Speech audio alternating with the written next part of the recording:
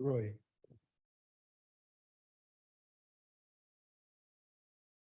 Good morning, everybody. My name is Roy Masiga Gafo. I work with the Imuka Access, and with Imuka, we basically work with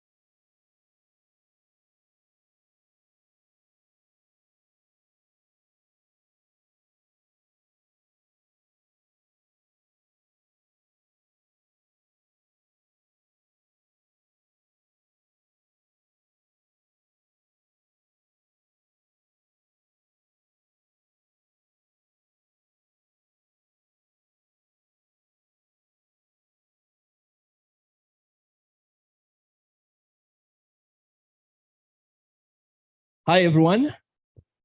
I'll also introduce myself again for the benefit of those people who have just introduced themselves. If you have just introduced yourselves, it's a sign. You came after the rest of us had introduced ourselves. So people are asking, why are you jumping? Some people, we had introduced ourselves. Yeah, so my name is Ronald Mukasa. I work with Enterprise Uganda. I lead research, innovation, and learning. And my task here is to share with you the why we have come together this morning. So I had mentioned earlier about what we are celebrating, which is the Global Entrepreneurship Week, GEW. We have been doing this for the last close to about, I think, 12 years now. And every year we come together third week of November to celebrate entrepreneurship. The people who were here earlier, we asked them to tell us the entrepreneurs they celebrate. Many names came up. But we said that we also know that this celebration possibly doesn't cut across. People, some of you are celebrated entrepreneurs and your families don't even know. So your family doesn't know that you're actually quite a thing.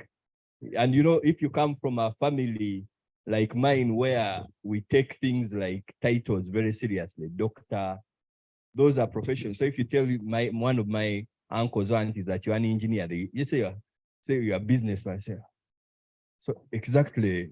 So what job exactly do you do? Eh? So they kind of struggle with understanding this thing called entrepreneurship. But we know that there is a new generation which celebrates entrepreneurship. There are new people who are born who are not planning to have a job. This is the first time in the world where people are born, they finish school, and you ask them, do you want to have a job? They say, no, I don't want to have a job. If you say that in 1950, people would say, what's wrong with you? So you want to do nothing, isn't it? So ideally, what I'm going to take you through is just briefly what the Global Entrepreneurship Week is, and really what we are requesting you to do. A number of you in the room have already been partners of the Global Entrepreneurship Week, and really it is building on that. But there are a couple of people who are new. So allow me to just take you through in the next couple of minutes. So the first thing is that the Global Entrepreneurship Week is part of what we call the Global Entrepreneurship Network. I think Mr. Iga mentioned being the chairman of GEN Uganda, but GEN Uganda is part of GEN World or GEN International. So GEN is Global Entrepreneurship Network. This is a network which was born actually out of the Global Entrepreneurship Week. And ideally, what the network attempts to do is to celebrate entrepreneurship and strengthen the entrepreneurial ecosystem. I mentioned to the group earlier that one of our challenges is the fact that we don't work well together. We don't work well together. And that's a big what? Challenge. This thing called the ecosystem. The ecosystem is supposed to work together. For anyone who finds a company to invest in $500,000, there is someone who worked with that company when it needed $1,000, as some mentioned. There is someone who worked with that company before it was created, when that person was giving birth to that idea. And all those people are important. And it's okay for that company to move on. When a company moves on from you, it's actually success because it has gone on to the next level. So ideally, that's what GEN is. That's GEN. And GEN Uganda, Sam is our chairman. It's led by Madame Mary. I think she will make her. That's why I think Sam mentioned that Mary did not mention clearly who she is. But as Enterprise Uganda, we are the hosts of what we call the Global Entrepreneurship Week, which is part of GEN. And that's what I'm going to specifically talk about.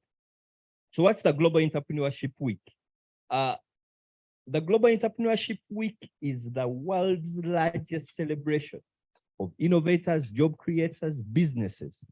It is a celebration which happens in over 160 countries. And it happens every year in November during the third week of November. This year, it will happen somewhere between 13th and 19th of November. During this week, what we do is that we take time off and celebrate entrepreneurship. We celebrate entrepreneurs online. We celebrate them in our offices. We celebrate them in our localities. We celebrate them in our families. And really, the goal of this event is to make sure that every corner of our country, entrepreneurship is celebrated. Now, why we are here is to make this possible, that we can be able, and as we do it here, Kenya is celebrating. As we do it here, Congo is celebrating, the UK is celebrating, the US is celebrating, Ukraine will be celebrating. Like, we try to make sure that this celebration happens everywhere.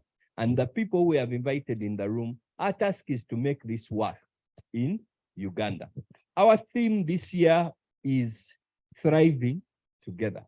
We're emerging out of one of the most challenging seasons many of us have had. Some people have started forgetting COVID now, but I think last year people hadn't yet what? Fully forgotten.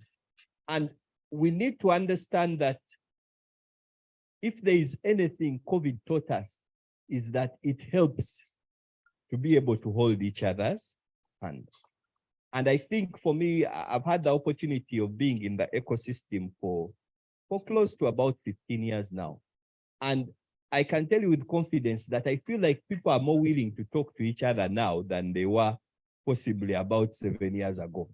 You know, like until someone has taken a punch, you don't take others seriously, isn't it? When you take a punch, you say, by the way, let's work together. We need to what? To work together. So I think as ecosystem players, we are seeing that we are in a way excited about this opportunity to work together. And that is the inspiration of our theme. So what are the objectives? The objectives are to inspire, connect, mentor, and engage. So ideally, the way the Global Entrepreneurship Week is designed is that each organization which becomes a partner, all it needs to do is to carry out its own event, to inspire, to connect, to engage, and to what? To mentor. So for example, I was just talking to Ethan a few minutes ago. Ethan says, I think we need to use story to be able to tell success. So you can't say that, you know what, during this week, I am going to host a meeting every evening to just tell a story, a Twitter space, to just tell a story of an entrepreneur. And that event is counted as an event. It's organized independently by his team. And our job actually as the hosts is simply to make record and to publicize that that event has happened on the international scene and on the national scene. That's really it. Someone may say that, you know what, on my farm, I'm going to have an open farm day. And on that day, yeah, Professor is here. Professor is a farmer. So Professor, some of you, I hope we all know the work which Professor does, yeah? But Professor can say that on that day, I'm going to just open up my gates and people walk through, because they could be neighbors who don't know what you do. So we see people entering there, but we don't know what happens inside there. You get my point? So, but to celebrate entrepreneurship, ideally, we believe that people need to understand the power of entrepreneurship, how independent it makes people, and how liberating it can be for you to say you have set up an idea and you have been able to get money out of it. So that is what happens. So anything which you do, it could be, you say, I will mentor a couple of young people. You can go to a nearby school during the week and say that during this week, I am going to share with you my story. I'm going to share with you my journey. So we need, that's really what we attempt to do during the week. And those are the 4 objectives that we have. If there is engagement, if there is mentorship, if there is connecting. Now, one of the most fascinating things, as I told you, are part of a global network. Now, the people who do the most events, for some reason, have always been the smallest countries. So a country like Cape Verde, it has the capacity to do so many events. And one of the things is that they don't focus on very big events. They just focus on one small event. Even though you host 20 people, even though you host 10 people, even though you host 30 people, that celebration is worth it. So that's what we do. Most welcome, sir. Now, this week's celebration, what we hope happens is that everyone who turns, they hear a message on entrepreneurship. For example, Numa Feeds has been a partner on this on the Global Entrepreneurship Week for a couple of. How many of you have visited the Numa Feeds factory? No. You see, this is you have to take the producer's mindset, not the consumer's mindset. Eh? The consumer's mindset is the one of you picked the thing, eh? But the producer is, where is this thing what? Made, isn't it? How many of us at least have consumed Numa? I believe there will be more hands. There, Belinda is right. There are more people who have eaten the thing. But how many have visited where it's made? How many can take a wild guess where Numa is manufactured? Wild guess, especially the people didn't put up their hands. It's in Shema. How many know where Shema is located? Apart from people who come from that side of the country. Are we on the same page? The point is that actually Numa is manufactured in Shema in Western Uganda. Big establishment there, and it has grown from a small establishment to a really big establishment. But every year they carry out activities which kind of catalyze the Shema community. They bring in other entrepreneurs, traders. Last year, I think they brought in some of the people who do business within the region, and they came into the factory and they listened to the stories which have been done. They got business advice, and that was their activity for the year. Now, what we hope happens is that all of us in what we do, and this should not be activities which cost you a lot of money. They should be aligned to your business, isn't it? What does Tubayo do? Did you hear what Tubayo does? What is it? The people are saying, Tubayo, we are there. But what does Tubayo do? It's a digital what? It's a digital marketing space, isn't it? So which platform does it work on? It works on a digital platform, isn't it? Because for them, their marketplace, I know they have market days where they gather, but largely it is a digital marketplace. So you say, this is the platform I have. How do I this week celebrate entrepreneurship on that platform? It could be just putting a flyer of Global Entrepreneurship Week during that. It could be saying that, you know what, we are going to highlight in a Twitter, now it's X, in a kind of an X arrangement, a story of, we are going to celebrate one entrepreneur every day on our what? So that when I go into the marketplace, the first thing I see is the story of Solomon King, for example. Yeah? And you tell a small story there. The other thing which we hope happens is that during this week, we talk to each other. We talk to each other. We talk to each other. That means that there are people in the room who you can be able to work with. Some of the entrepreneurs here, you may say that, you know what, I think I've been looking for this person, but this week I want you to come to my platform and participate. And that kind of engagement is what we can be able to win with. So that's ideally what we want to do. Now I'm going to propose a couple of ideas and then I'll rest my case. So what we have shared is a couple of the things which have happened in the past. In the past, we have seen people have online awareness campaigns.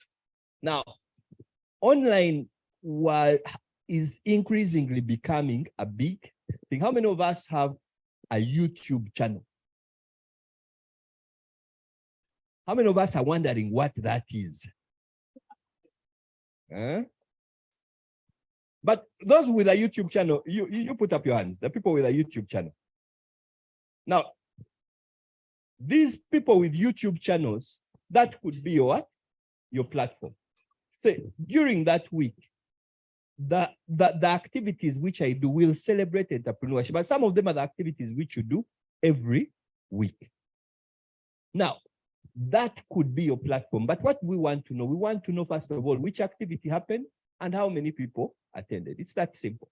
That's all we want to know during the week. And the team led by Abid and Derek here, that's really what they want to find out. Derek, did you introduce yourself? I don't remember you introducing yourself. Yes. You will introduce yourself. Every time things in technology don't go well in enterprise, it's Derek's fault. He's the one who makes sure things move well. Yes, yes. Most things go well. People attend our online meetings and they don't glitch, yeah?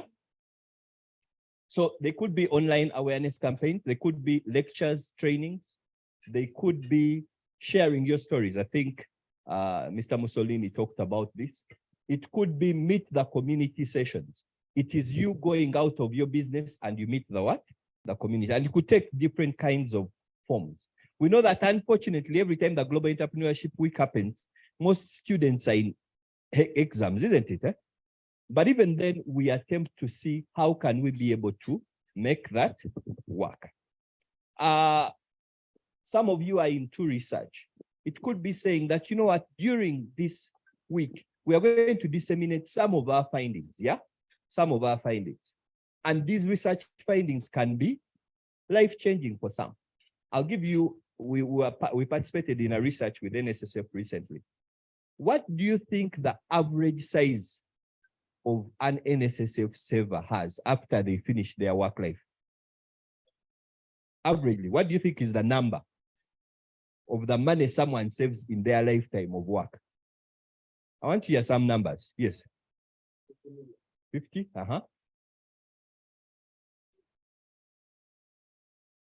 I'm looking for guesses. 20 million?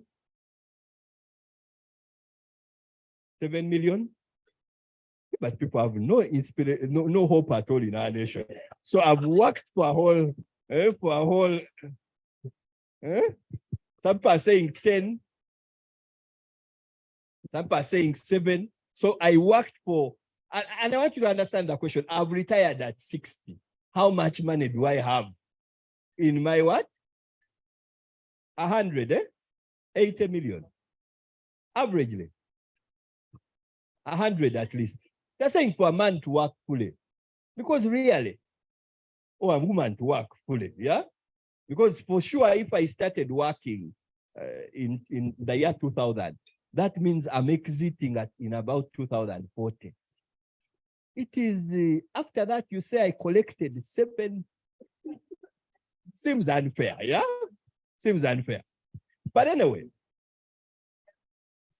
the people from NSF will tell you that it's a fascinating number. Actually, the number which Safari shared is true. It's about 50 million. 50 million. That means that for a man's work life, it is 50 what? Million. So if you are an investment advisor, you need to understand who you are advising.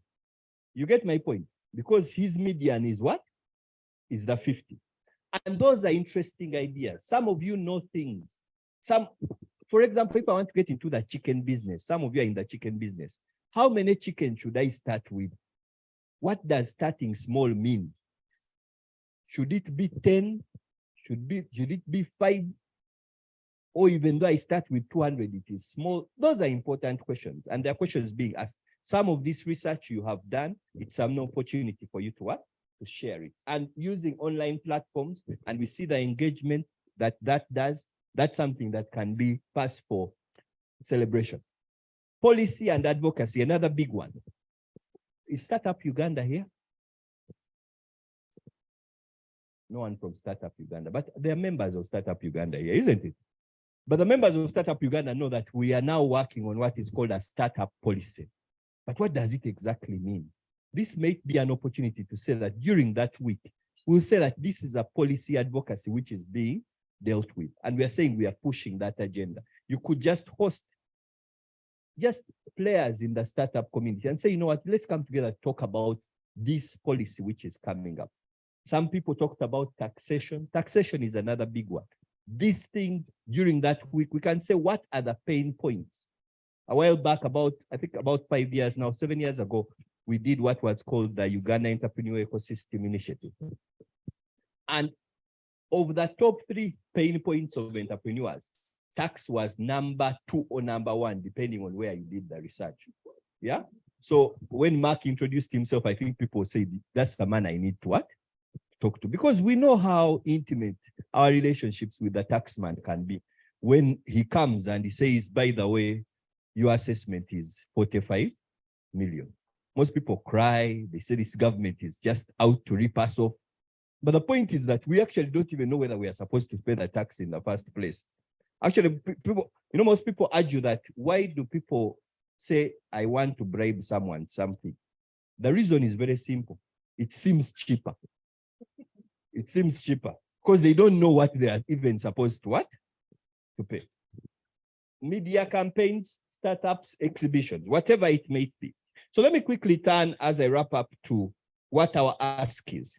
Oh, yes. And We are also part of a global network of so many activities, and this we will share with you. So many other activities that we can be able to do, startup challenges, all those options are on the table, and we'll be able to share that.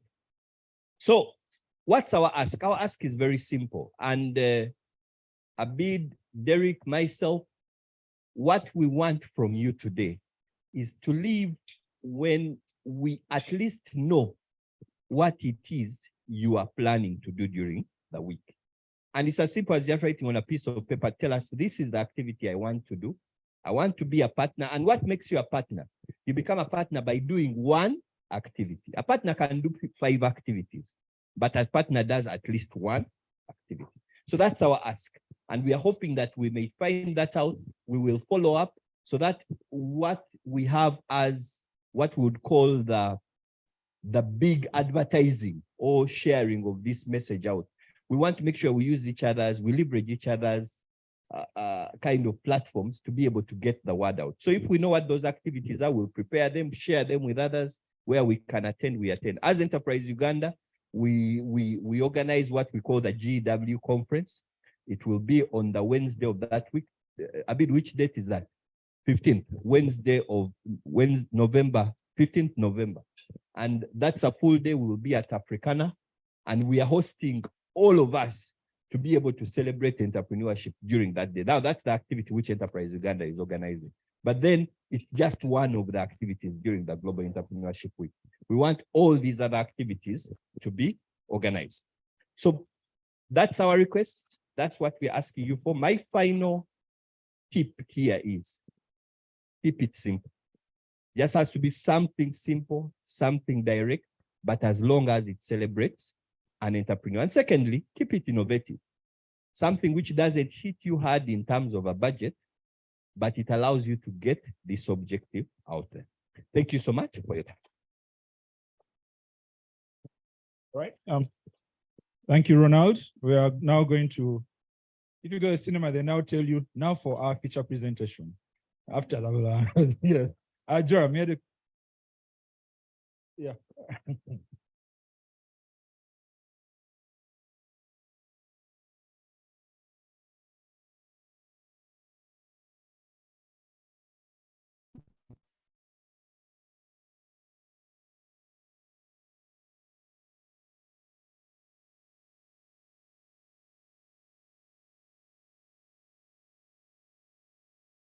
Around startups, innovators, entrepreneurs getting your value from workshops, events. I mean, we're doing so many events in the ecosystem, you know that. And I mean, in my conversations, I'm seeing as well as these advisory experts to be more intentional about giving real, valuable support to innovators and entrepreneurs. And being more intentional around doing investor deal rooms, business clinics, so people to actually understand how to actually get investment for their businesses. I mean, to what you see, obviously, but I'm pretty sure brands think about is that way I could be able to collaborate and be able to actually do some kind of deal with partners or investors for my business. So, I mean, I'm just trying to put it out there because startups feel like, I mean, I work with innovators right now, and I'm always in WhatsApp groups trying to troubleshoot. Guys, we're doing this program, and people feel there's too much exhaustion around activities and events. Let's be more focused on giving them real values. Innovators who invite to our spaces. How do we start to attract them with real value, real support around building their businesses, scaling them and growing them, and connecting them to investors? There was an investor here. So is that way we could somehow connect them and say, like, we're going to, as Enterprise Uganda, or maybe as Innovation Village, let's do maybe an investor deal room. Let's do a business clinic where you actually come and interface with an actual investor to be able to look through your financial model, to look through your growth plan, and connect you to potential capital that you can use to scale your business. So for me, that's my thought process. I wanted to hear from you what you think on that.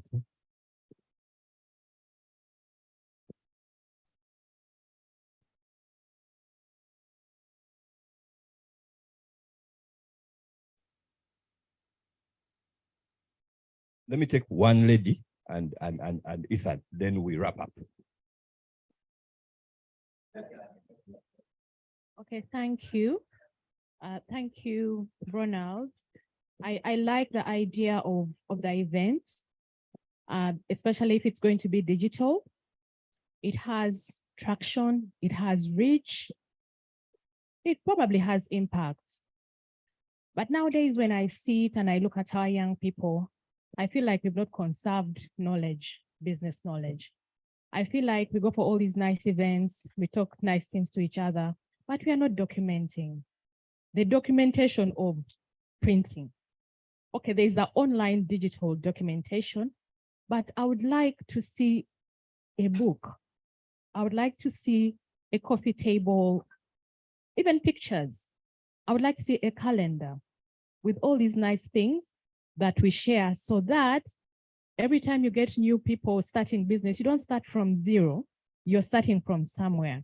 So I am thinking that on top of everything that else we're going to do, can we capture highlights for 2023 that we can document and share out there, so that when we come next year, we are, because right now, if I ask what is the benchmark for this particular one, is there anything that we are benchmarking, or no, we are just doing? So let's show that we are on some trajectory and that we are preserving knowledge, because after COVID and every year we have new experiences, we have new challenges, we have new global issues to deal with in business. So how are we preserving that for the future entrepreneurs? So how are we going to document? Thank you, Ronald. I appreciate this because I'm dashing out for an event. So you kept using the word ecosystem, which I love. And I believe we should start with this ecosystem here, because this team here is already aligned with the vision of GW. So what do I envision? I highly propose that we consider getting social media handles of everyone in this room, such that when someone is publishing or marketing an event online, then they can tag people here, then it will be easy to multiply. The multiplication will be exponential. It will be unlimited. And then we'll get that kind of visibility. And then personally, I intimated, we have been coaching people privately on how to use stories to sell their personal brand, their products and services. So I felt for entrepreneurs, I'm open to create an event on how to create stories that sell products and services. And for me, it would be fantastic to start with a community like this, because they're already aligned. I've been off the Enterprise Uganda grid, so I'm happy to be here. It's good to reconnect, and I'm looking forward. And may the good Lord bless you all entrepreneurs, because I have huge passion and a good feeling and prayers for you for whatever you're doing. May the good Lord bless you and expand your territory, whatever that means to you. Thank you so much. Thank you. I think I totally agree with Ethan. Derek, let's get the handles. I think that is, we put our Twitter handles, and possibly Derek will work and Abid will work out a way to do that. Let me make a couple of comments and then I hand back to Abid. I think, Belinda, I totally agree. Half of the people in the room are people who have ever participated in GW. So they have activities which they have done before. Some of them are the ones I was highlighting here.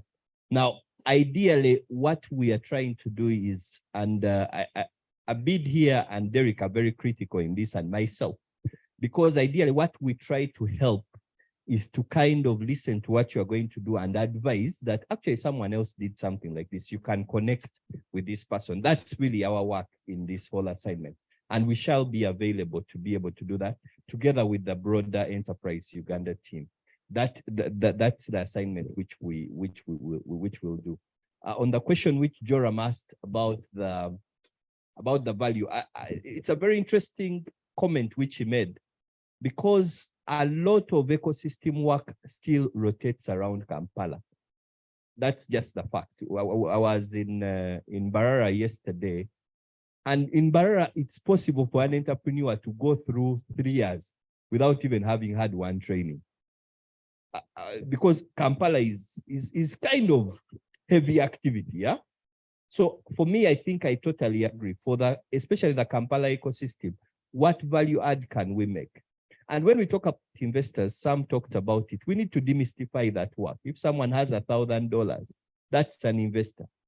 If Mr. Ngabirano here from SAMS, if you invite him and someone can become his supplier, that's an investor, isn't it? He has allowed to give business to someone. And for me, those are the conversations which we need to kind of have. So if we can create, and I totally agree with you, if you say that, you know what, there are young people who are willing to find one person to supply to who can pay them a deal of 3 million per month for their services. They are doing IT services, they are doing, and you're saying, can I get a group of 5 businessmen into the room and allow these young people to pitch and say, this is what I do. I can do your digital marketing. Give me an opportunity for a contract of 2 million per month. That can be a game changer for a small business. I think that that's the value add, and I'm totally in line with that. So those conversations, I think, will continue. After this, we're going to, after the presentation, we'll have an opportunity to talk about this more. But ideally, what I wanted to mention is that the ideas are from you. The ideas are from what? From you. Our job is to connect and to amplify. So as the ideas come, they're exciting things which you're doing. Some people didn't mention what they do, but they're doing exciting things. We can say, how do we leverage that? And how can we connect with someone else? I know Abid is under pressure to keep the time, so I'll hand back to him. Thank you so much. All right, thank you, Ronnie.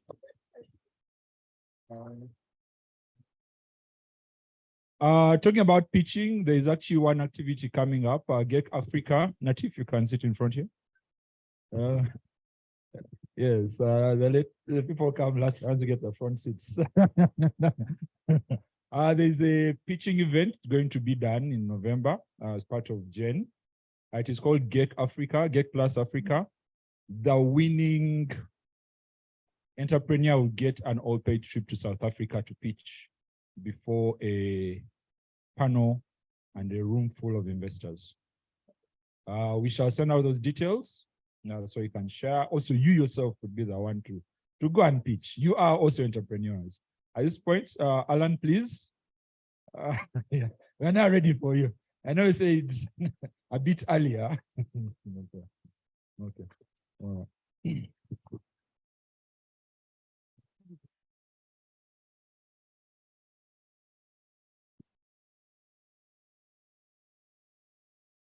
Good morning. Wow, this feels like a graduation of sorts for me. Just a little bit of background for me. I came into the entrepreneurship space about 15 months ago. I've managed money 10 years. I used to work for the central bank. Then during COVID, we were what were they called?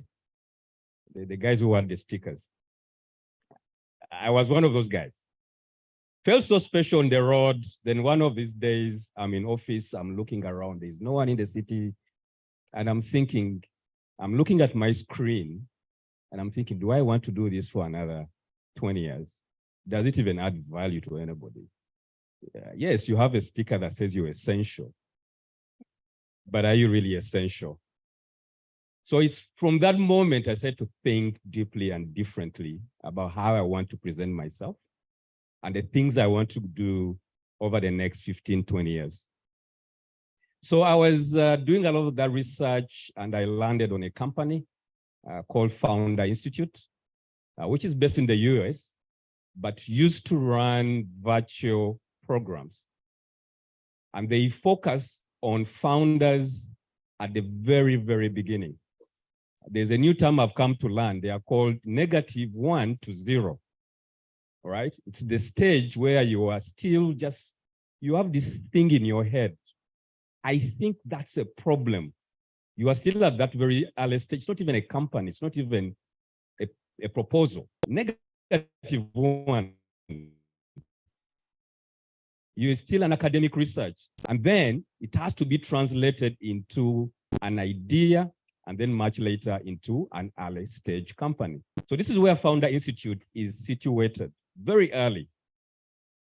Now, the challenge I had is that I was coming from an investment background, managing a lot of money. Then I'm coming in another space where there is no money.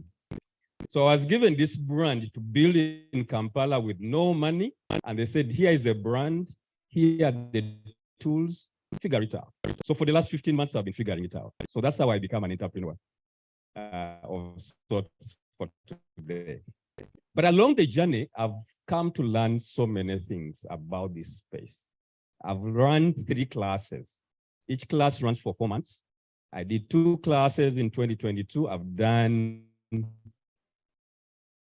1 class this year. No, I've done 2 classes this year, 1 last year. So we have done 3. We have, in the class, I think we have covered roughly 60 to 50 founders doing different things, largely around technology or using technology to amplify their ideas. So it is from these 60 that I've drawn a number of lessons that I'm going to share today with you. Now, the topic that I'll be speaking about is the problems I've seen with the 60 different founders I've worked with. The majority of them are experiencing a singular problem. There is no money to fund what they are doing at that stage, because everybody is asking them, I need 3 years of financial statements, but it's an idea. How can I have 3 years of statements? If you look at the High Innovator, which is done by my big brothers at the NSSF, it has a problem, because you're going to young people and asking them to bring financial statements. They should not be having at that stage. When you go to other areas, mostly grant giving entities, again, they put so many hurdles that an idea cannot get funded. So we are seeing a problem.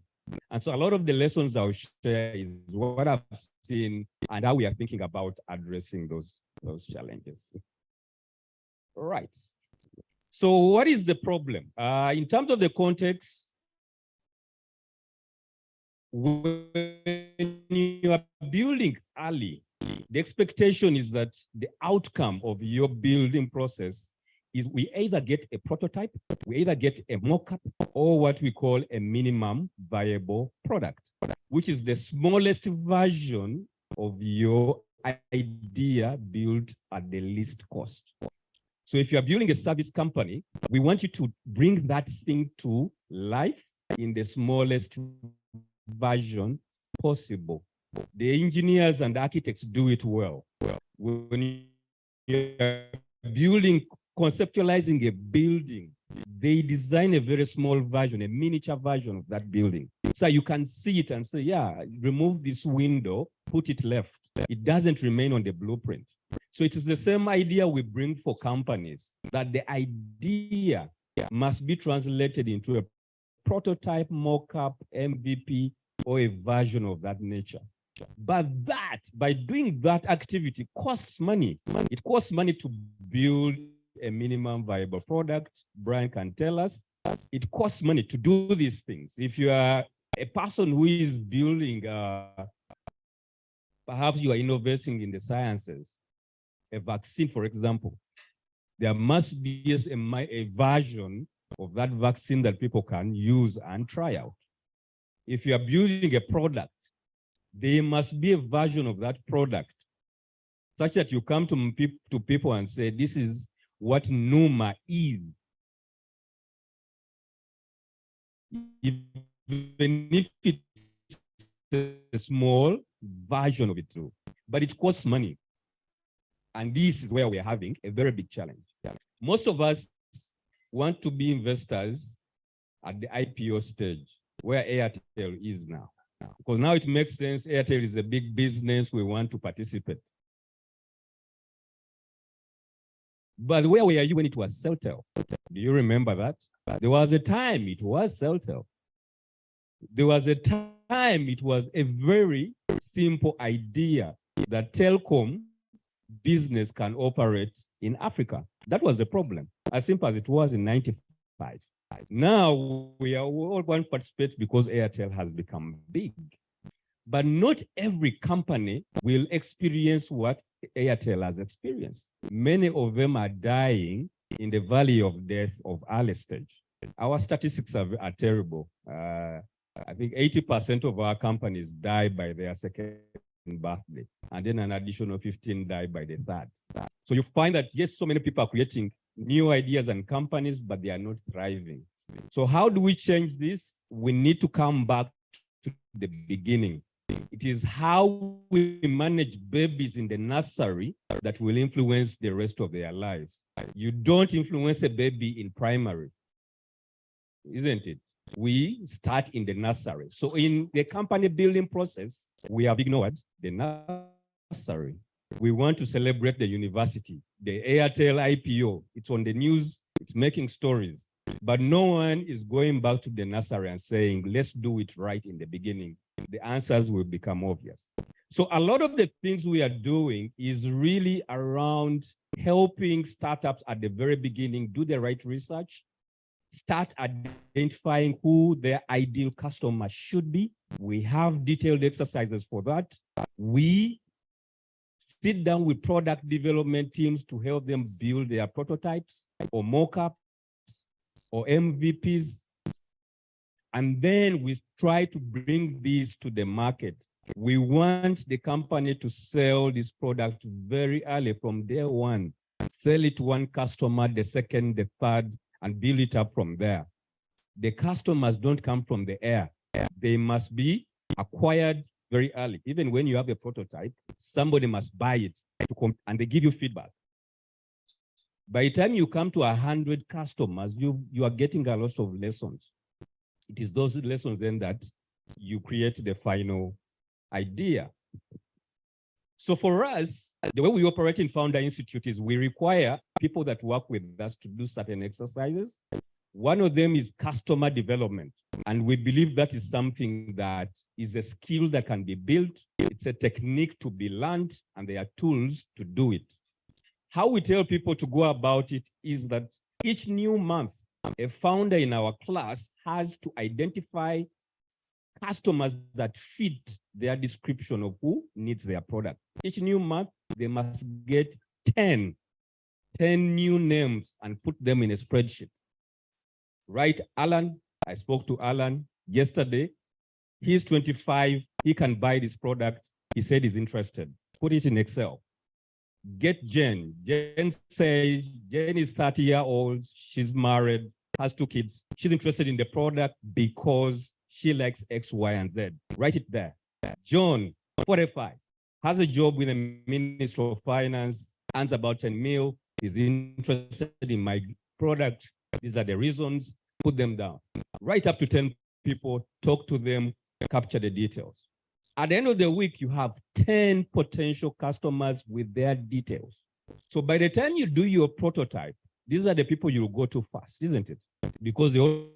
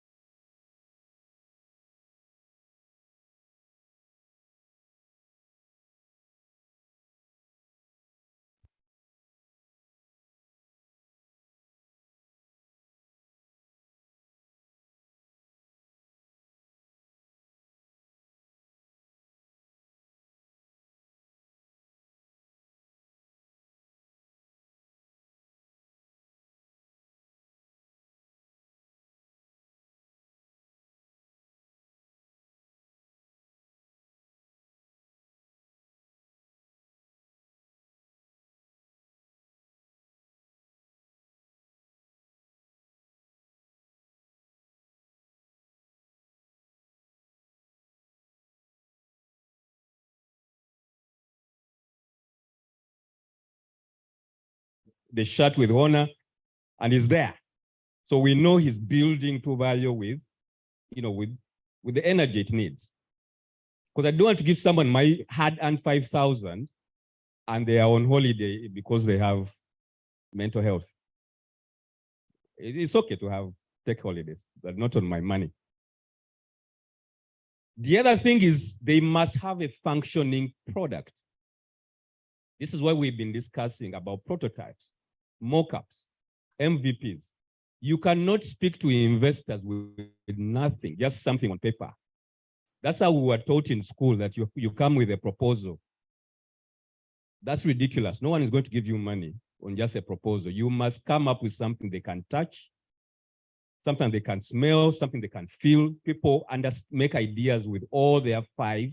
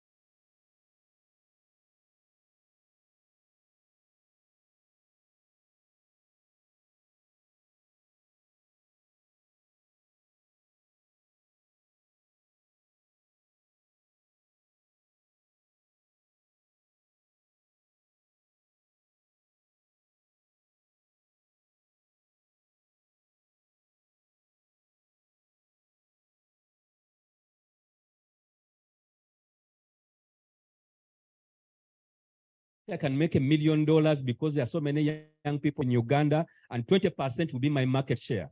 What rubbish is this? Open a spreadsheet and tell me this person stays in that flat, that person works there, that person is there, and I count them. Because I know they exist, they have a phone number. If they have bought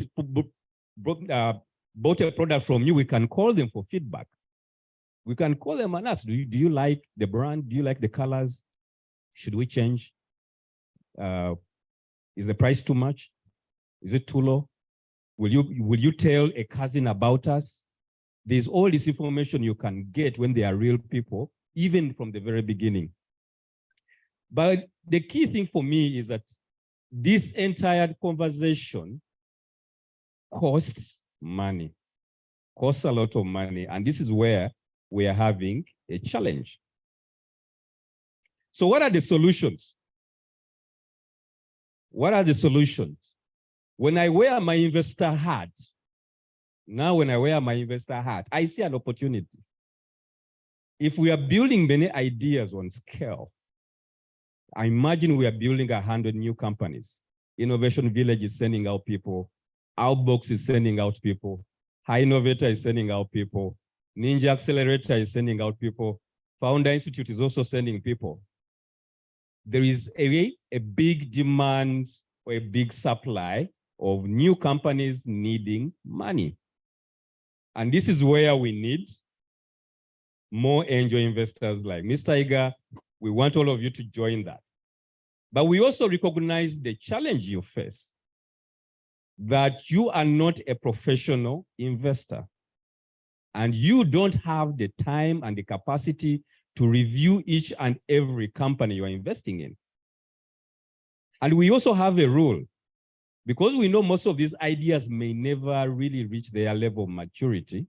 We encourage investors to have at least a portfolio of around 20 companies or more. There is a rule in economics called Pareto, the Pareto principle. 80% of the value you'll get comes from 20% of your actions. 80% comes from 20%, the 80-20. So if you have 20 startups, 20% will be the value, the valuable ones.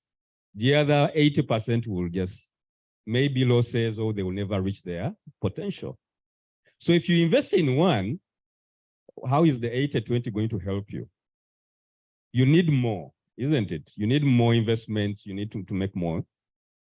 But we recognize that also brings another challenge, that we are asking you now to keep an eye on each company. This one is in biotechnology, this one is a fintech, insurance tech. Now you have to know, what are they doing here? What are they doing there? What's new in the pharmacy space? What's new in the dental space? It's impossible for you. So it's creating an opportunity, and this is where I'm coming in with my brand, that I have identified two needs. There are many individuals that want to invest in startups, but they don't have the capacity to follow their money over 10 years. And they need to be investing in many companies at the same time to make sense.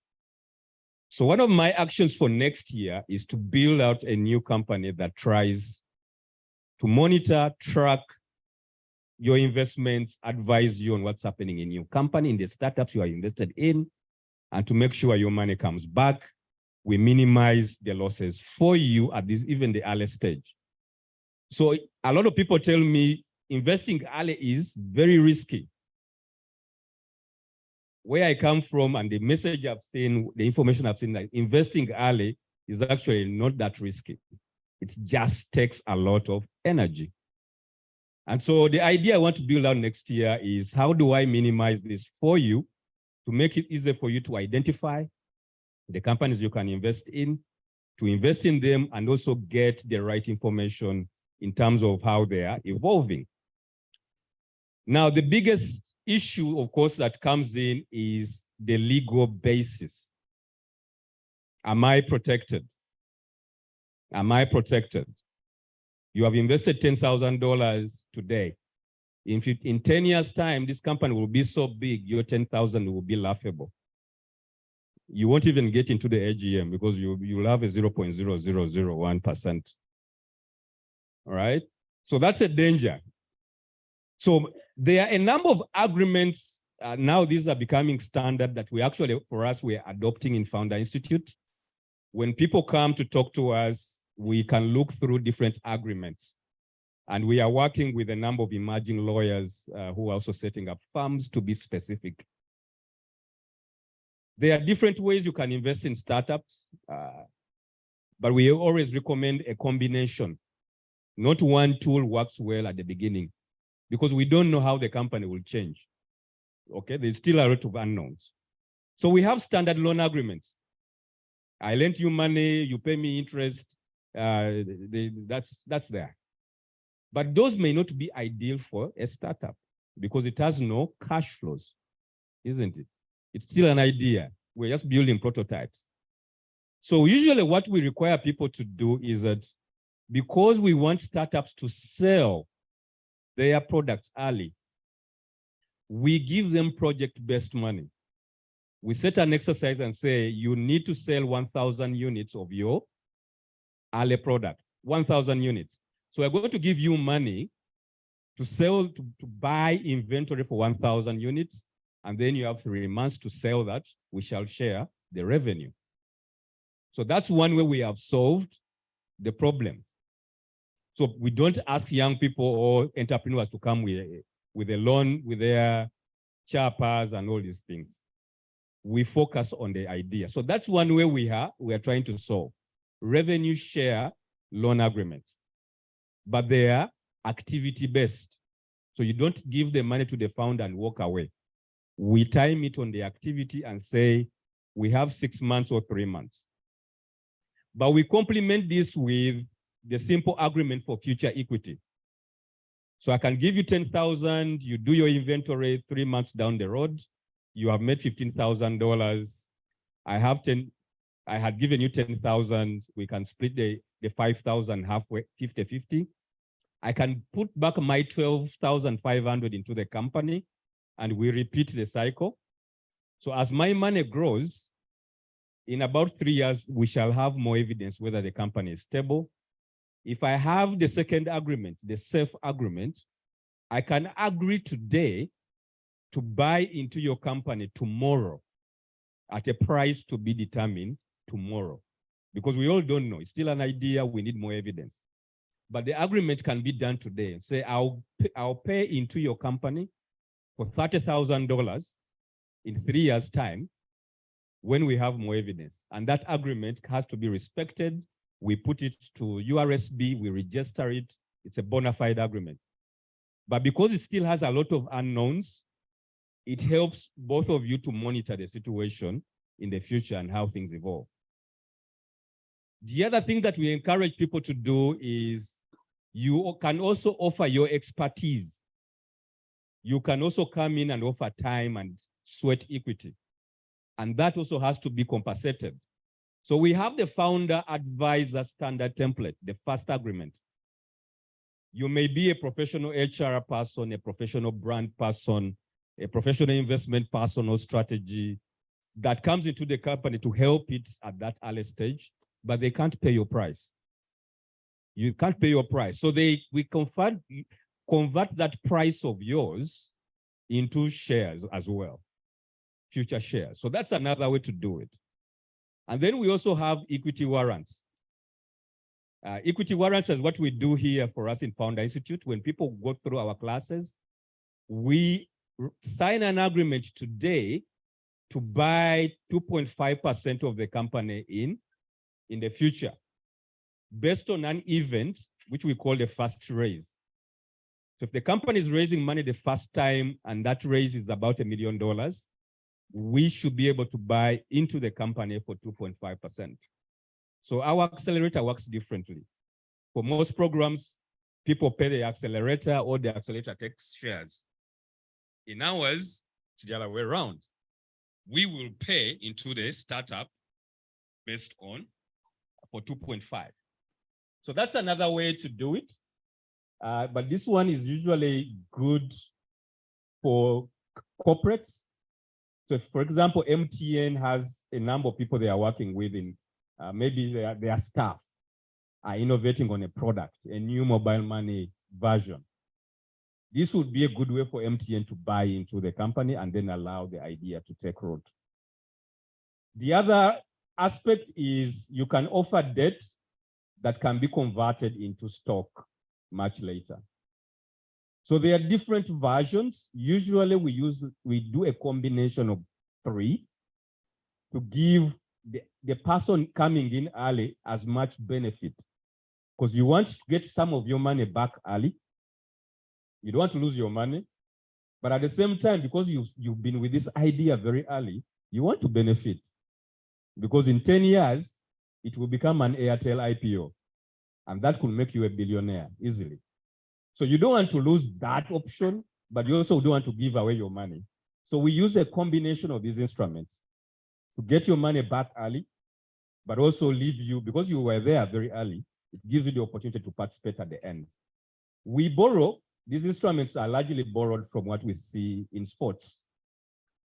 In sports, the person who identifies Messi as a 9-year-old who knows how to play football will still benefit whenever Messi makes money. That's how football has been designed. So this is why there are academies. The academy is there with your child. They are looking at the child. How do they move? Do they have a football brain? Do they move properly? Then they take them to doctors. Tell us about their muscle tone. Will they grow to be, 6'5" or 5'6"? Give us some estimate. So people put in money and say, it's likely. By the time Messi was 10, they knew he was going to be height challenge. It was known at 10 that he's going to stop there. So they had to put him on special programs to bulk up his muscles and train him differently. By 10, they knew. So by the time he goes to Barcelona at 11, everything is known, and now the rest is just management. Now, the person who identified Messi in Argentina at the time he was 8, every time Messi gets sold or changes contracts, he gets paid. He doesn't even need to know what's going on, just finds money. So this is the aspect we are bringing for startups. Because you were there at the beginning, you are that uncle and auntie who was there at the beginning, you should not lose your benefits because you saw it, and the reason you supported it is because you believed in it. So people cannot come at the Airtel IPO and say, why are we rewarding you with billions? I was there at the beginning. We hustled and bustled to get this thing up. So these agreements recognize all those rewards: financial, sweat, time, and specialism. We bring all those and we embed them and allow you to participate fully in a startup. It is this blend of things that is now allowing us to build companies at scale, because we have multiple solutions and we understand the early stage problem well. So we are looking forward to 2024. We are putting up bigger goals for ourselves.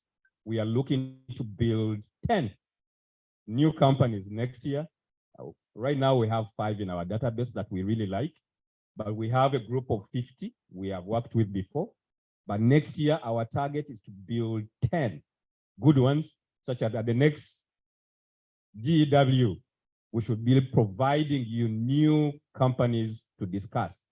And hopefully by then, I would have built the platform to allow you to invest and connect with them. Allow me to stop there.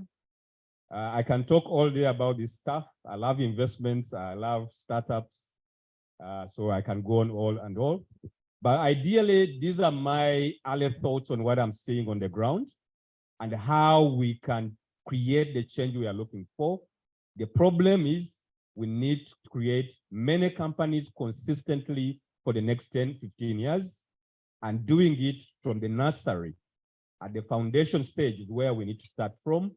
The problems is we need talent, we need finance, and we need everybody's efforts together.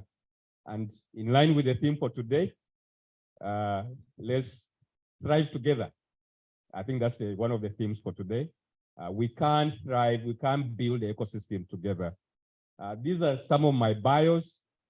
Some are no longer relevant, but this is me. This is my background.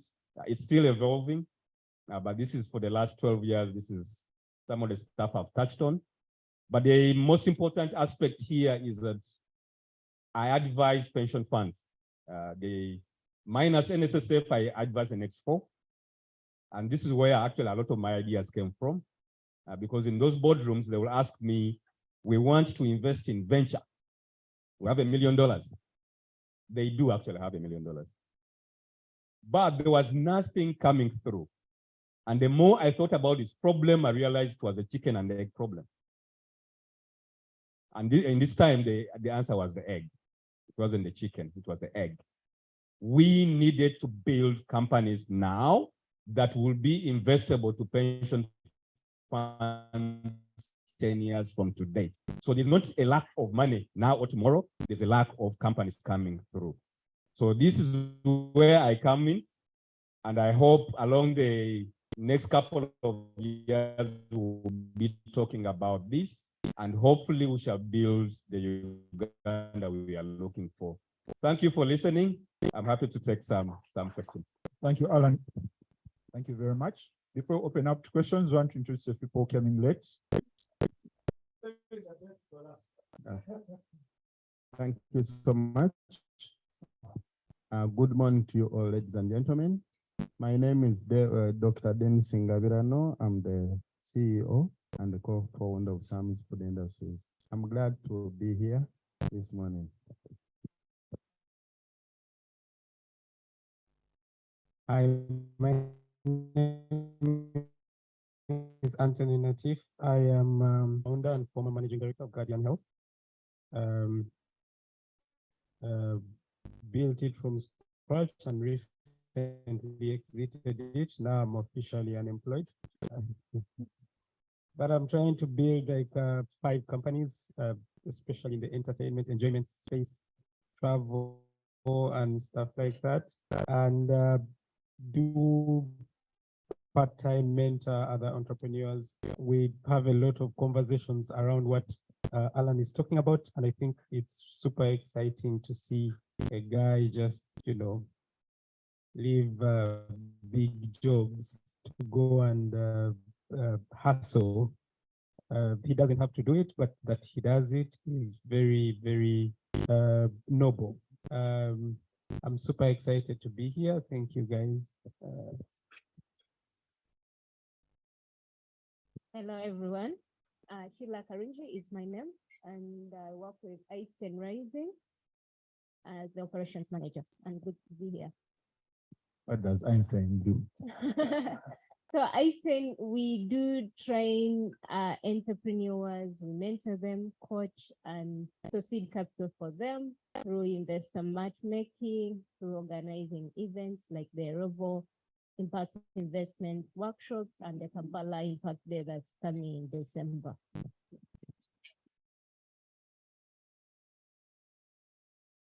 Good morning. My name is Sabra Joy. I work with Imuka Access and I'm the Business Development and Relations Officer. I'm glad to be here. Imuka Access works with entrepreneurs, and also we work with investors, de-risking, and all that in the entrepreneur workforce.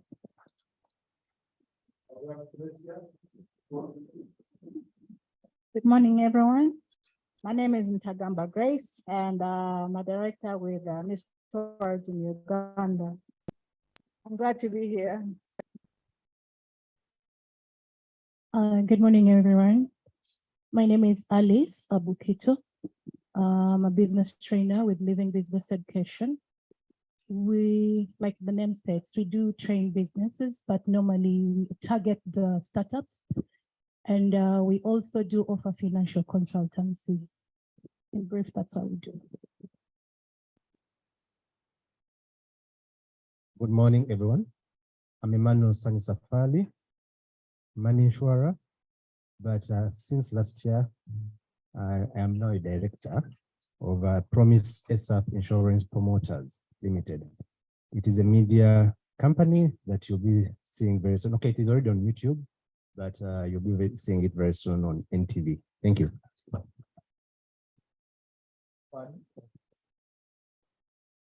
Good morning, everyone. My name is Joanita Nantongo. I work with Alan at the Founder Institute. All right, now we shall open up for questions. Any questions? Or comments? Comments or questions?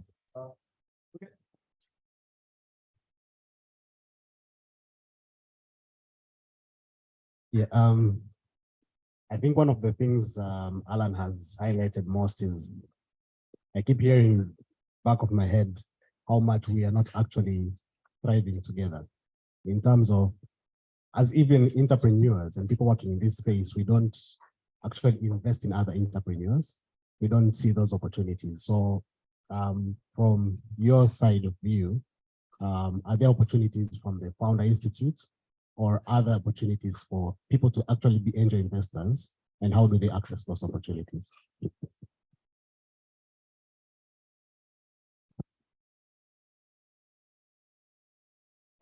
From a foundership perspective, no, we don't have opportunities yet. But we have prospects that should be able to actively look for money next year. So we don't believe in hiring people to market. There's work they have to do before they start asking for money.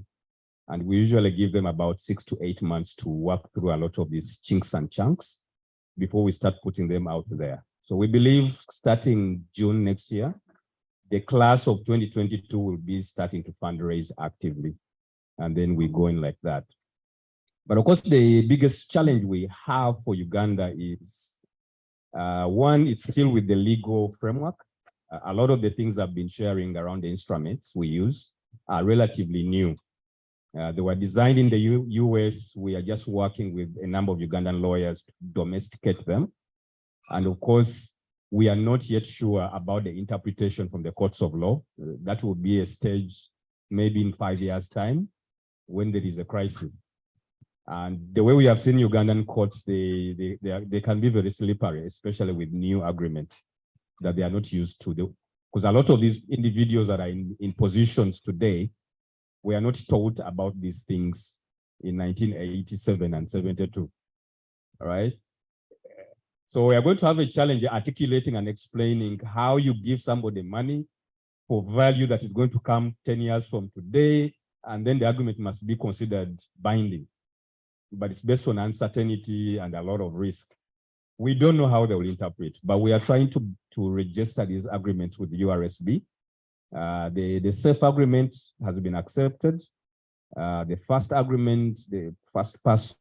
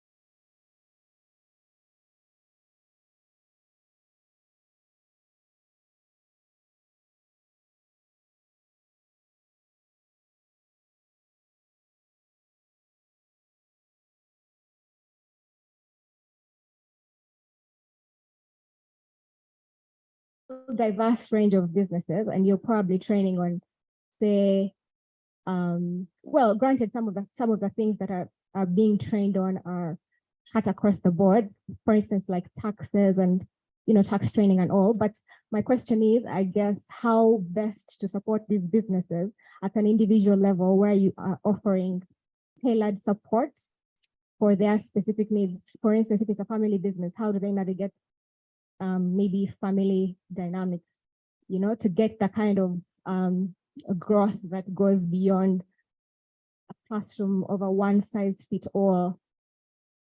Yeah, the applicability of the training or of the support for each specific business and each specific need to then have that growth, that value that we were talking about earlier.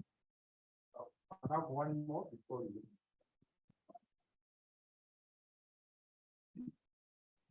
Morning, everybody. For those of you that weren't here when we'd introduced ourselves earlier on, I'll do that again. My name is Martin Karagonjo. I'm a managing partner at FSL Consult. Our practice is premised on business development, risk engineering, and project management. Alan, thank you very much for your presentation.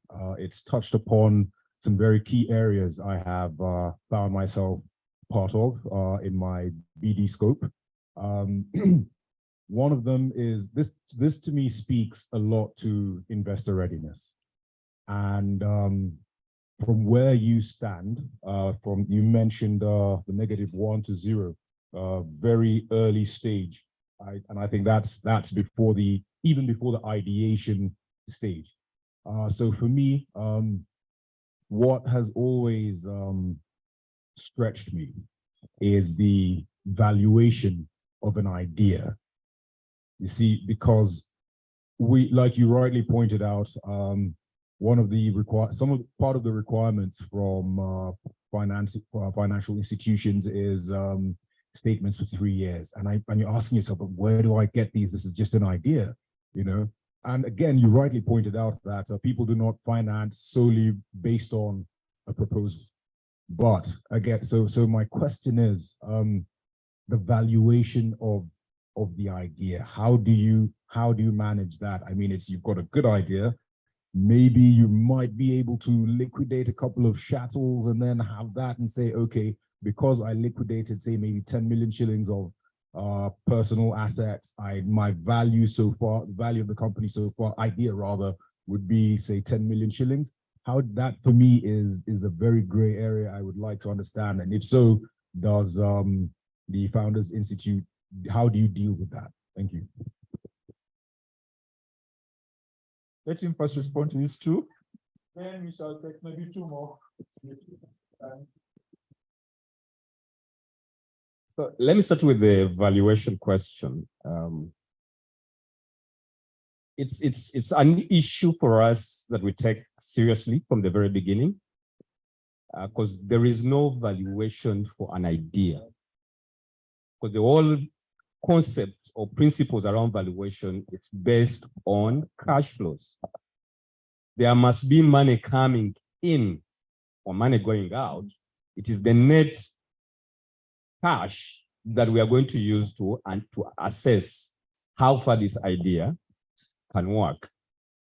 So for early stage, for us, what we do is we require the founders to start selling early. They must start selling early. This is what we've been talking about, build the prototype and put it in people's hands. Let people start using it and pay you for it, because that information, that revenue, those sales numbers are going to give us a lot of intelligence about what is happening. So again, for us, you must sell early. And then as we look at these numbers, we get to see, and that's where maybe the assumptions will come in. How far can these numbers go? So that's why the valuation will kind of moderate it. But the foundation of valuation requires cash flows. So if the idea does not generate money or has not generated money, it's very difficult to give it a number. And we have seen in the US, for those ideas that we are given $50 million without evidence, that they are crashing, because now the market is putting value on cash flow. They are being asked, how much did you make last month? How many customers paid for the service or product? Are they enough customers to justify $50 million? And for many of them, the answer is no, and so they are collapsing. So valuation is essentially cash driven.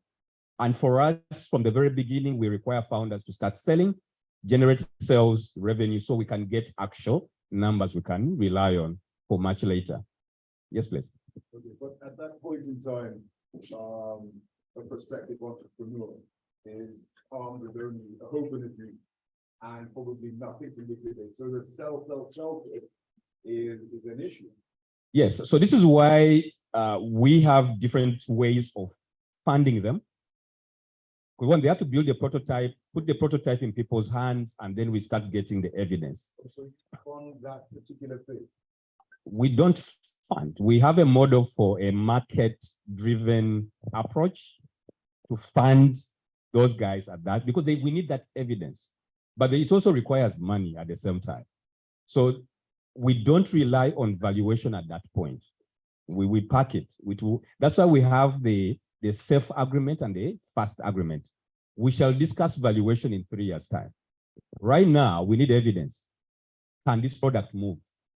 If it can move, in how many hands? Can it go viral? That's the evidence we need early. If we are able to confirm that it can go viral, then we say, how viral?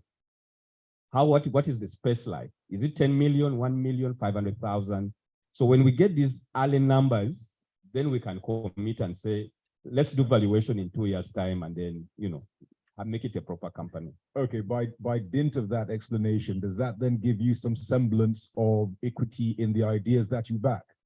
Yes, but we only know one thing. So for us, we can say, I want to buy 2.5% of the company, but I don't know the value. So 2.5% of what? We will determine that 3 years from today. Hence the so this is why I was saying that there is a big risk that in the Ugandan courts, that would be problematic, because the Ugandan way of understanding this agreement is it must be 2.5% of 1 million. Now we are saying the 1 million will be determined 5 years from today, and there are a number of conditions. Yeah. So in the Ugandan, we don't know whether in the Ugandan perspective they will respect such an agreement. So that's the conversation we are trying to have, that for early stage, valuation is incomplete, but a deal still has to be done. Okay, and then other things will come much later down the line. Now, just a little bit about the BDS and the value proposition. Our view is that every company has a stage. Okay, every company has a stage. So if you are early, there is no business you should be doing discussing seed stage conversations. Don't enter a room where people are talking about 50 million valuations. You will get a heart attack. That's not your space. You need to be in a room where we are discussing 10,000 to 5,000, because when you are early, that's your room. Your problem is, I need $10,000 to finish the year to build a prototype. That's my conversation. At seed stage, they are raising $20 million because they want to expand and get into 5 markets, and I don't know, launch what and do a branding campaign. It's a different conversation. The problem we are getting in Uganda is that we are mixing up rooms. A pre-seed startup is going to a seed stage or Series A, and they say, I'm also after I'm a startup. So I'm here, and then you are in a room with Wave. Wave is raising $100 million. You are going to collapse hearing these numbers. If you're with Brian, he has been in the space for 3-5 years building. He has numbers, he has traction that he can show. Now, if he's raising $10, $20 million and you also come in as early, and you will have a problem.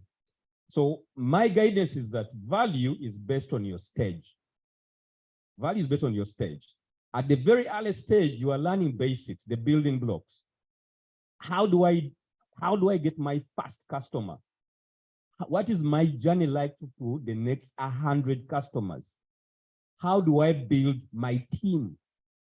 How do I get a confounder? Very basic questions. There is a room for that.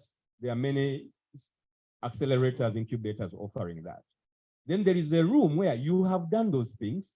But now I need to grow my sales. I need to expand my team. I need to be more visible. I need more money. I need $1 million. There is a room for that. Then I've been in the business for 5 years. I've done most things. I need to expand to Mbarara and Gulu. That's a different conversation. There is a different room for that. And if you come through properly, and the challenge we have had is people jump. So they go to Innovation Village, perhaps it's serving a seminar on seed stage, and then they think, that's it. If we build properly each stage, and this is where we are coming in, let people know there is the early stage. If you are leaving university, you have a master's degree, you have written a research thesis, you have done a PhD, you have confirmed the academic merits. Start at the early stage. Now let's figure out how to turn the academic thesis into a company. People should know where that is. Then when they are done building the idea and the company, I can no longer help them because my job is just idea formation. And when it's done, I need to move them to somebody else who now accelerates, like Synapis. So for them now, they will help you now expand your team, do your revenues, raise $1 million, speak to bigger people. But even for them, there's a stage where they reach and say, we have done enough. You need to go to a Series A room where now you're going to be discussing $50 million, going to 5 markets, doing the fantastic stuff. It's a journey. So for me, the value proposition is that one, it's a self-assessment, know your stage, and then get into that particular room. The value will become very clearer. You can keep an eye out on the other future stages, just to keep an eye, where am I going next? So just know where it is, but don't emphasize those, because a lot of the confusion we're having in the market is a nursery student is sitting in a university class. And that's going to, of course, the value proposition won't work. So let everybody stay in their journey, but gradually we will all get to where we need to get. Take 2 more questions.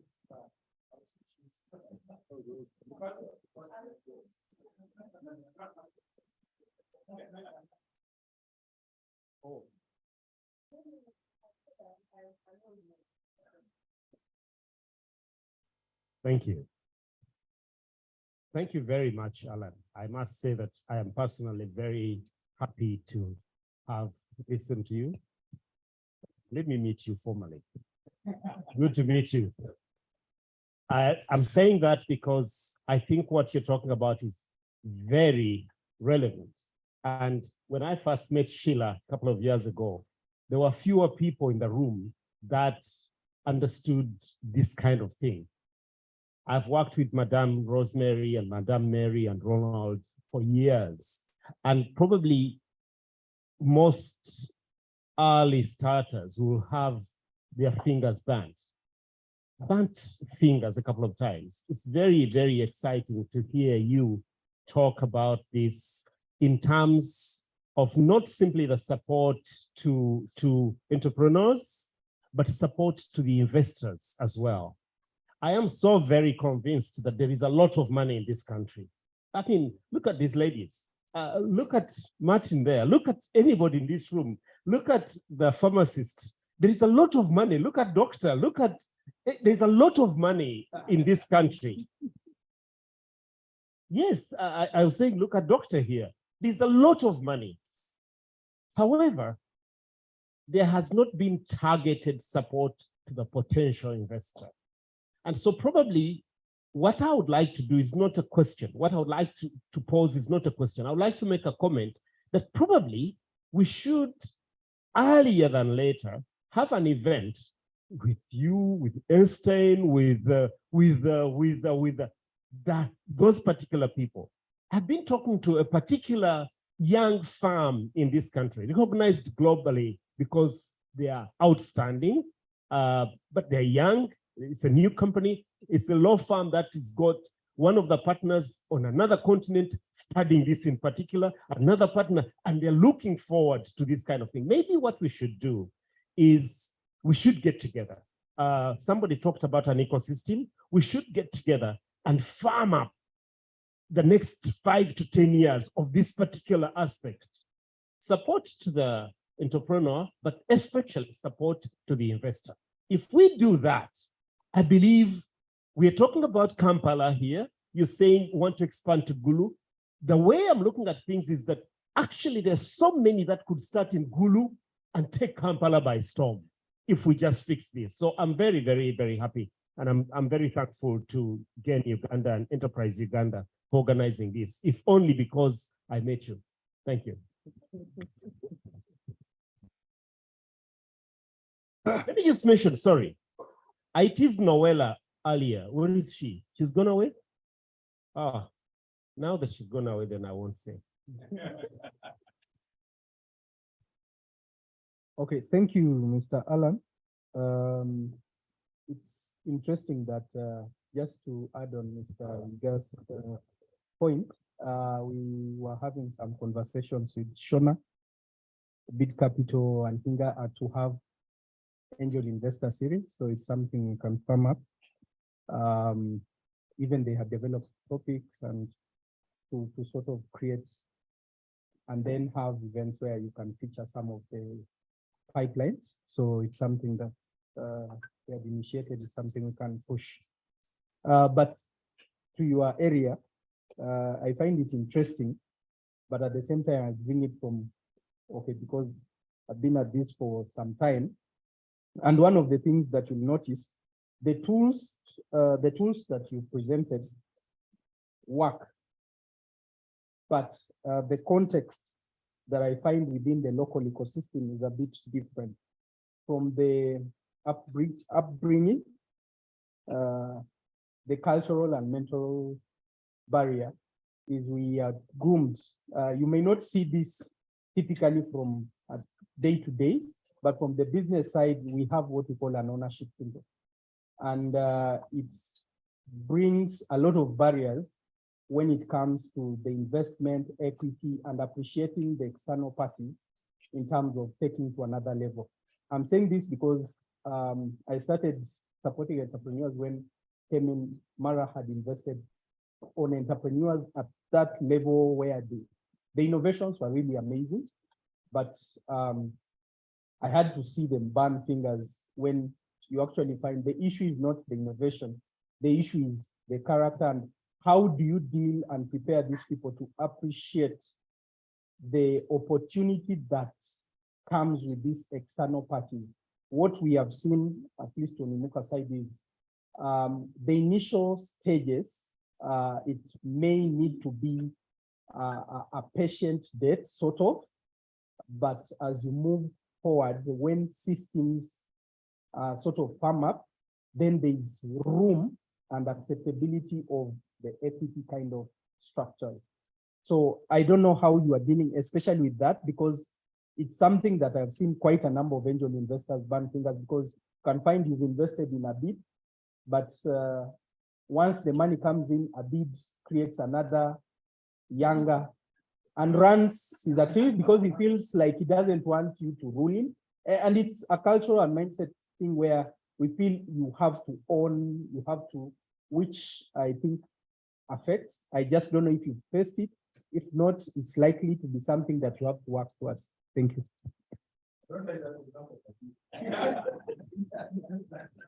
Okay, so I think one more, then we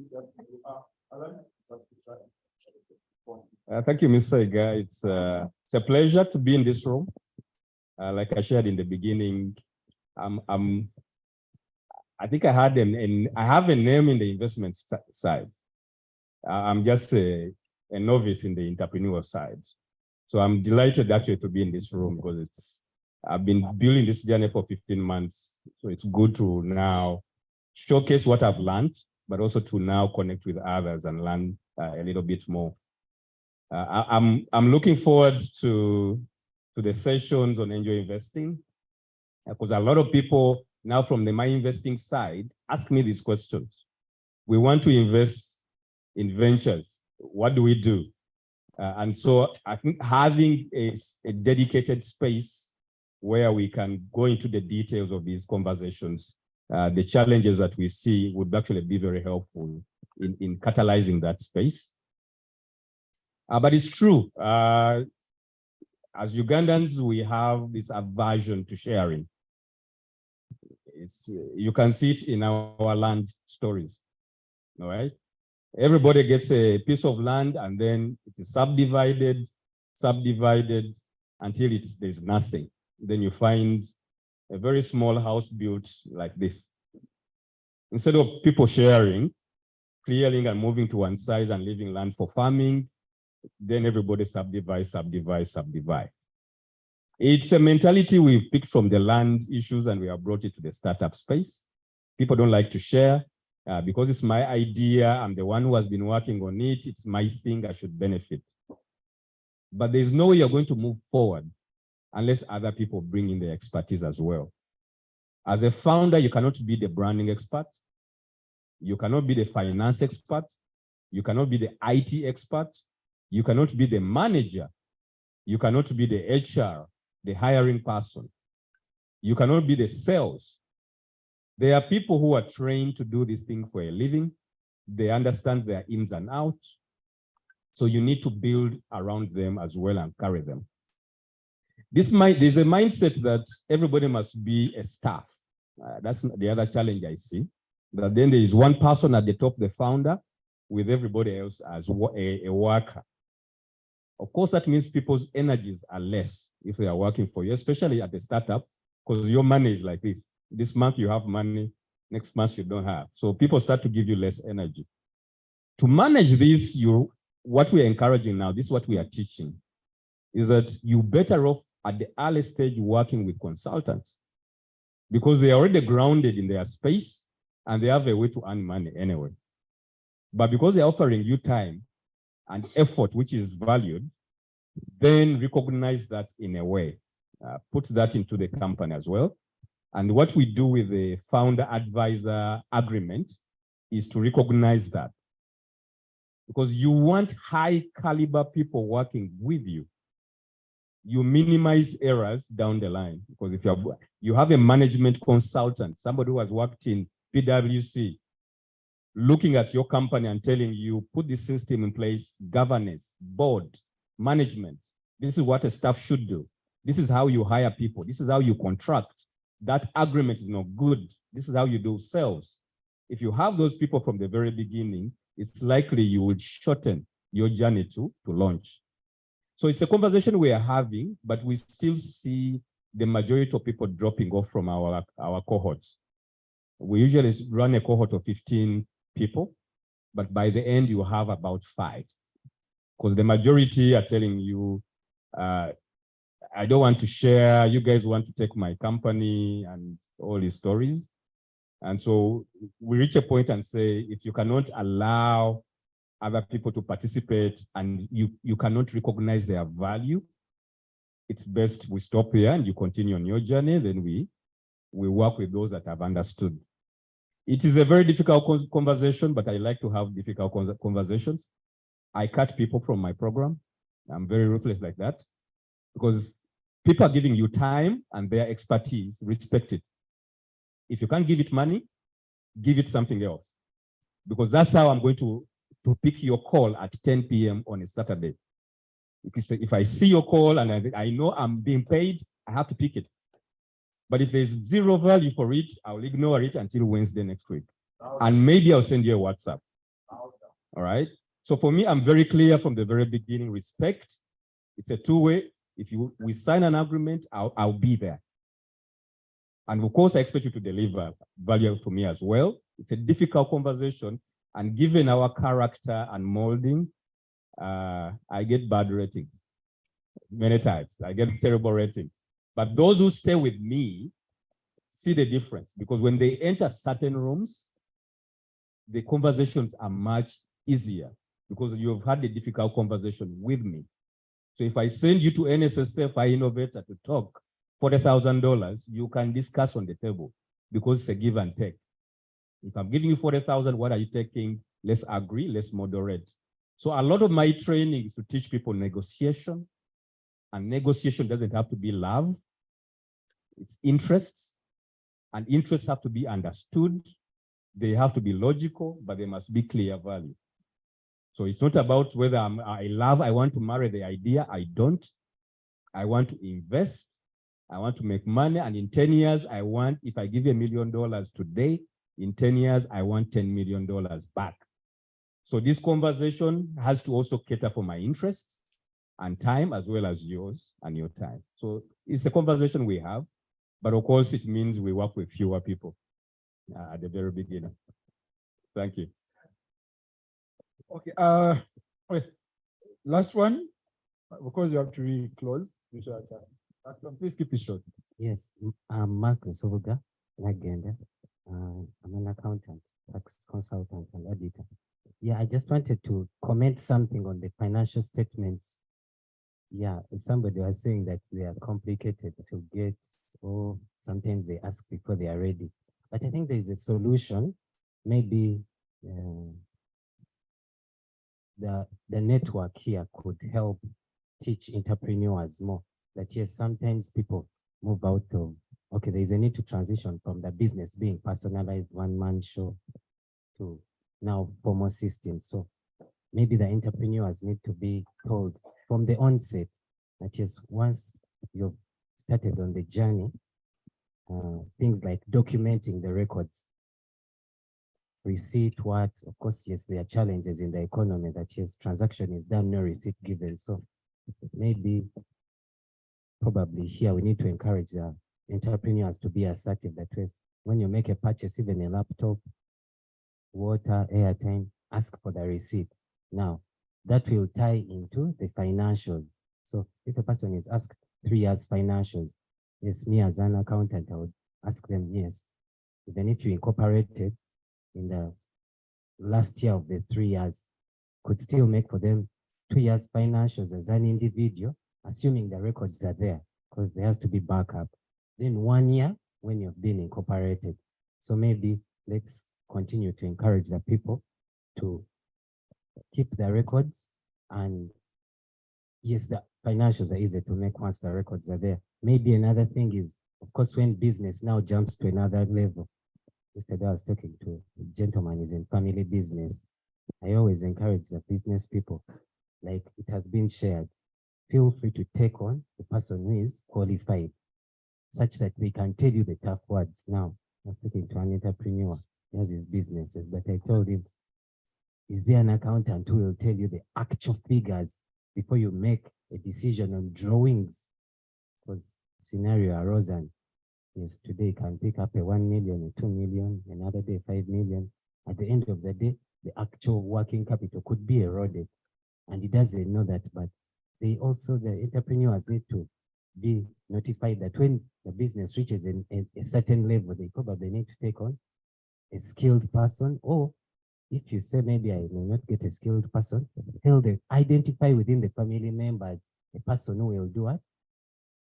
Say the tough words that maybe daddy, if daddy is the head of the business, that these are the limits. Beyond this, you can't be able to go. So maybe we need to encourage the entrepreneurs in that.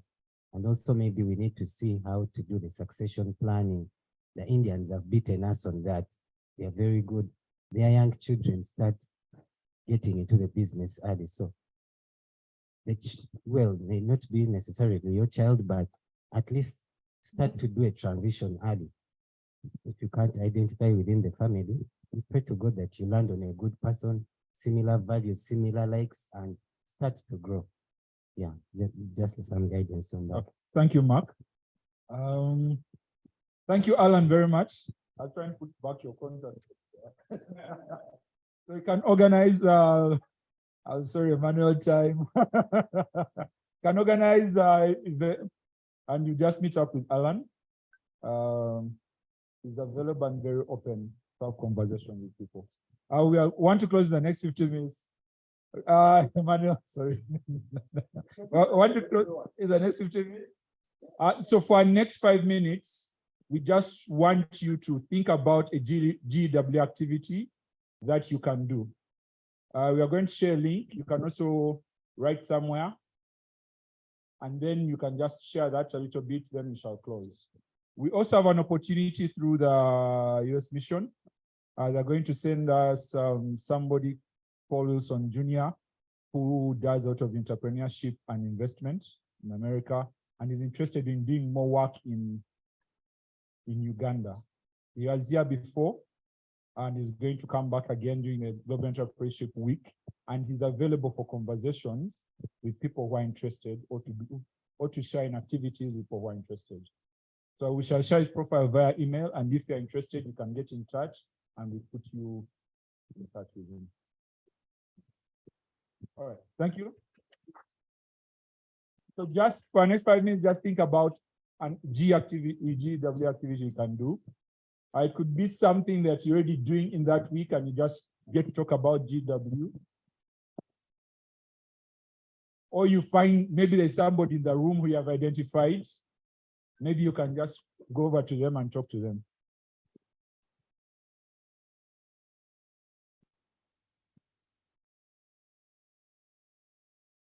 Yeah, you can move around if you want to talk to somebody in particular about a particular GW activity, then we shall close officially in about 5 minutes.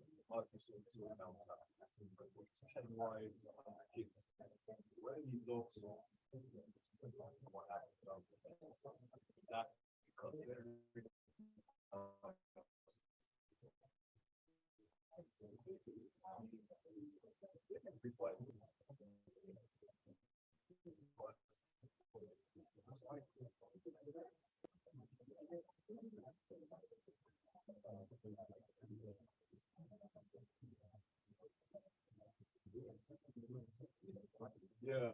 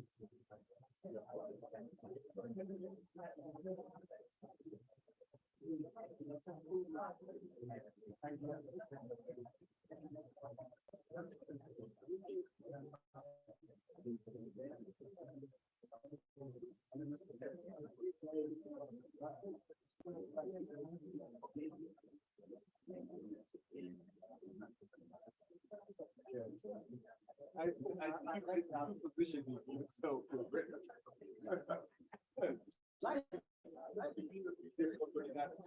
Grassroots engagement has been done.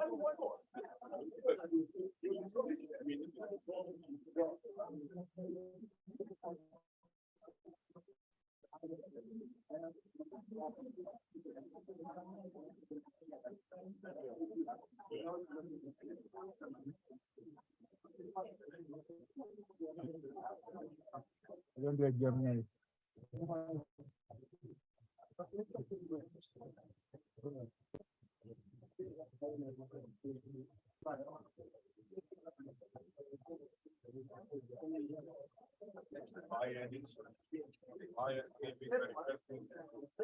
Okay, so we are, I said 5 minutes, just think about particular potential ideas you can do. I'm going to invite the Managing Director of Gen Uganda to close. Roy, Tony, Alan, please give us your attention here to close. I want to invite the Managing Director of Gen Uganda, Mrs. Mary Odongo, to close. Already a few activities have come in. So far, I knew about doing 2 game nights. Innovent is doing a game night? Yeah. Ansi Works also going to do a game night for the ecosystem. Okay. All right. So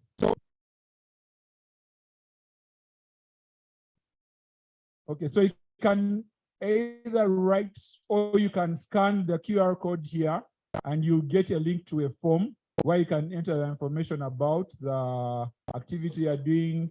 Your hashtag. Somebody's taking the chair. Okay. You can also put in your hashtag for your social media, so it can be shared every time we have GW being shared. I went to a conference sometime last year, and Ugandans were giving out business cards and people were sharing QR codes. I'm like, hey, we are behind. Actually, one person had a card and I just scan. And I just scan here and I'm like, okay, fine. So yeah, we need to get in touch. Yeah, get to the times, use the technology. All right. So Mrs. Odongo, please come.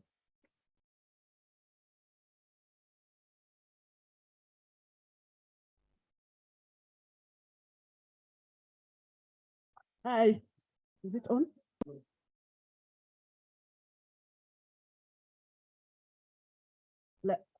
Thank you very much for sparing your morning. Special thanks to Alan for what he has taken us through this morning. I'm sure many of us really are appreciating.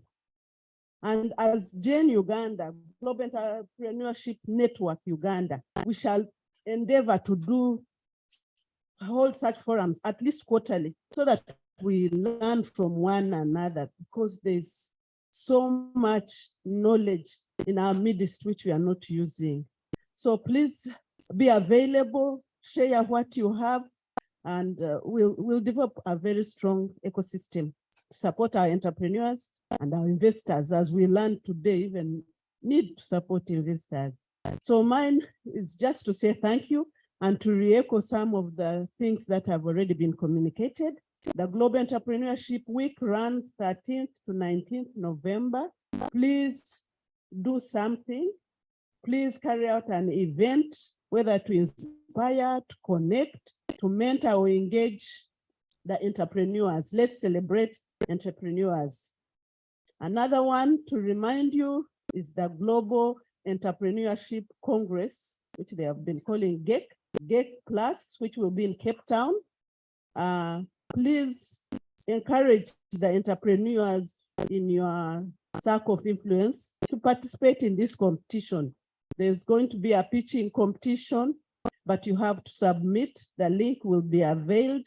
You submit, and then the top 10 will be allowed to pitch, and the winner will be given a ticket to South Africa to participate in even a higher pitch. And there's $100,000 to win. But we will also invite other business support agencies to participate in this, even to travel to South Africa to learn some more. Because as Alan told us, it's education. What did Alan teach us? Education and funding. Those are the key issues for the entrepreneurs. So a lot of education, even for ourselves, even as we support other entrepreneurs. Please, as you do an event in the Global Entrepreneurship Week, make sure you record, you document, share with us so that we can amplify what you are doing. They told us about sharing handles. I hope, Derek, you're going to put that into effect, because if even just as we are here, if we follow each other and like each other, we can have a presence on the social media. Thank you very much. Thank you for sparing the time, and see you during the GW Week.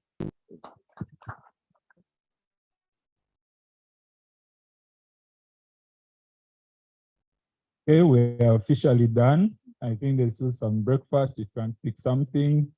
Okay, now it's free for all. You can interact, can mingle. Please do share your activity and your social media handles, and do interact with people in the room who are of interest. Live with at least one new contact. At least. Okay. Thank you very much for that.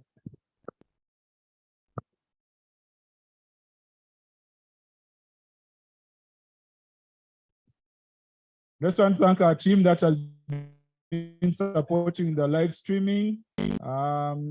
So today's meeting has been recorded and is going to be shared on different platforms, so you can go through it and review. Thank our team. You are, what are you called? Extremecast. Yes, Extremecast. They do the live streaming for the event.